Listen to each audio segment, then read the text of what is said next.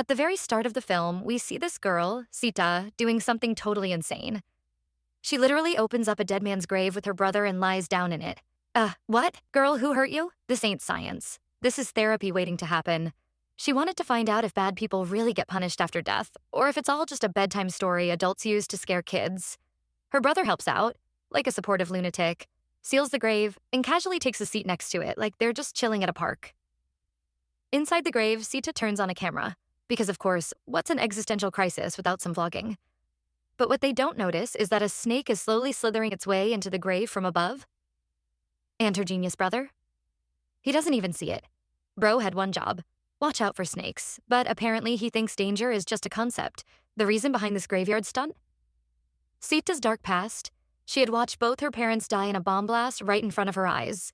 Brutal, since then, she couldn't shake the thought that good people often meet terrible ends while the bad ones seem to just cruise through life and even death without any consequences. She remembered something from Lillian's class. Some philosophical mumbo-jumbo about how bad people do face consequences. Eventually.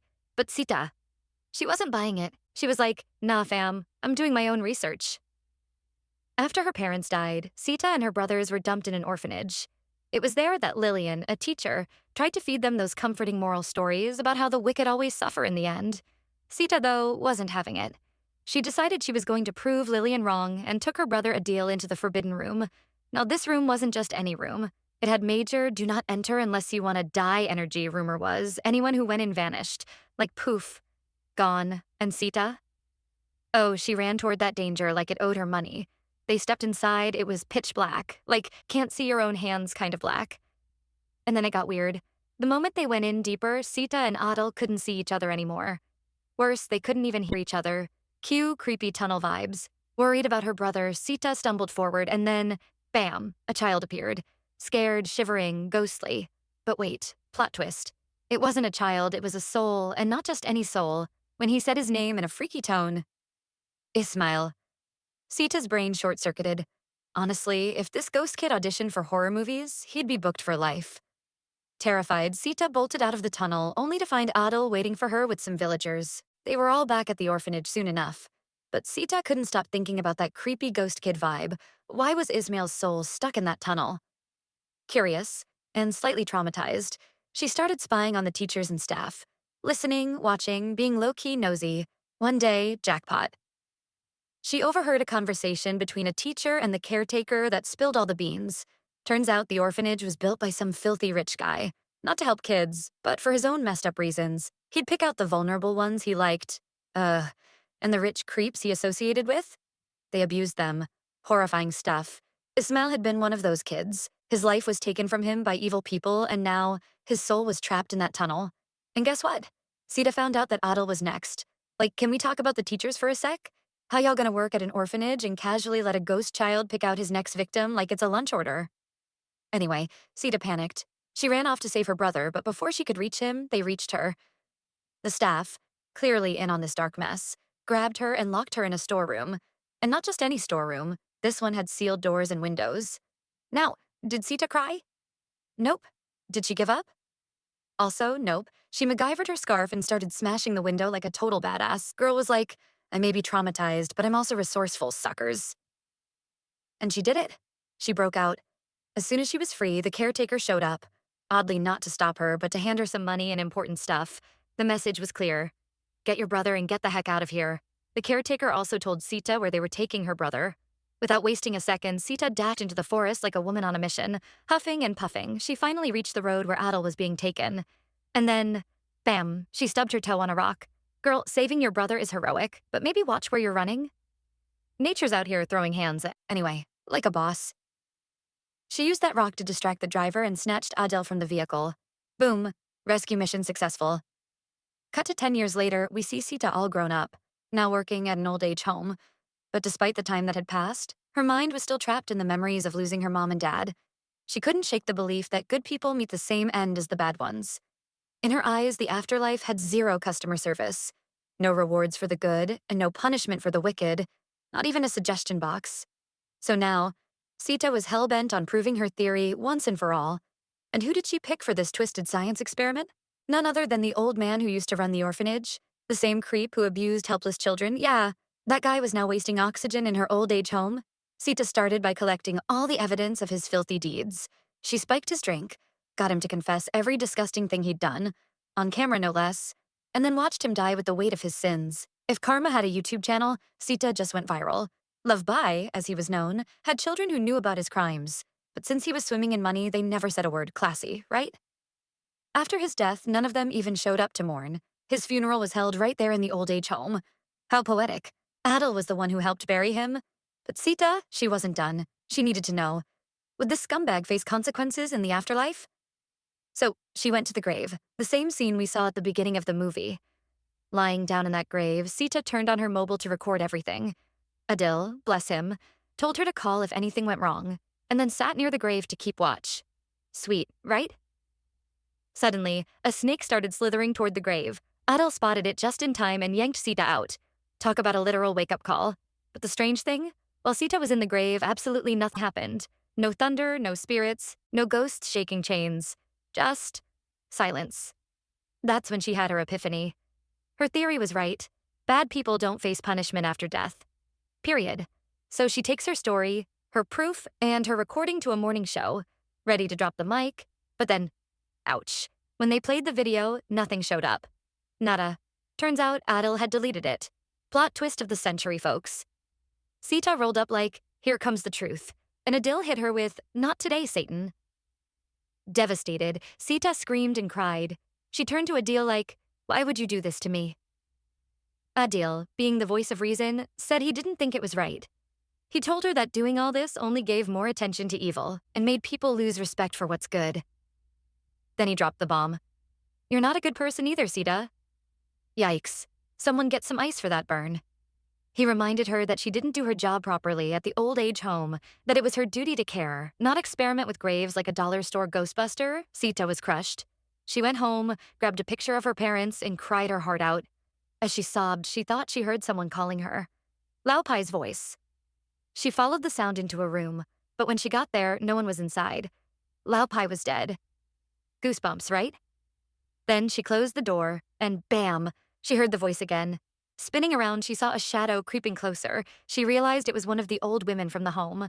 The woman was in tears, claiming her husband was cheating on her. Sita followed her to a room, and sure enough, there was her husband, flirting it up with a nurse like he was starring in Love in the Nursing Home. Dude looked like a retirement Romeo. Sit down, Grandpa. Seeing this, Sita couldn't hold it in. She started screaming uncontrollably. All the residents of the old age home had gathered around. The woman, already fragile with age, just couldn't handle the emotional wrecking ball that hit her. She was so torn apart, she actually tried to kill the man, her own husband. But Sita stopped her just in time and led her away. Later that night, the old woman went to do some laundry. Yeah, because when your life falls apart, scrubbing socks is clearly therapy. While doing so, her ring got stuck in the washing machine.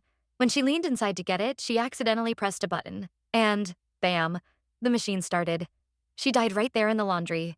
Seriously, who knew washing clothes could be deadlier than heartbreak? Everyone rushed in after hearing her scream, but it was too late. She was gone. Her husband? Devastated, the poor man hadn't even gotten the chance to apologize. Now, in total shock, he was bawling his eyes out and losing it. Honestly, a little too late for regrets, buddy. Should have thought about that before playing Romeo with the nurse. Sita, heart heavy with Adil's words still echoing in her head, wanted to help the man. So she went to the local shaman who also lived in the old age home. Yeah, that's right, because every nursing home definitely needs a full-time ghost whisperer, right? She asked if it was possible to bring back the old woman's spirit. The shaman agreed and arranged a ritual. They sat around a circular table with some candles, all very spooky Netflix series vibes.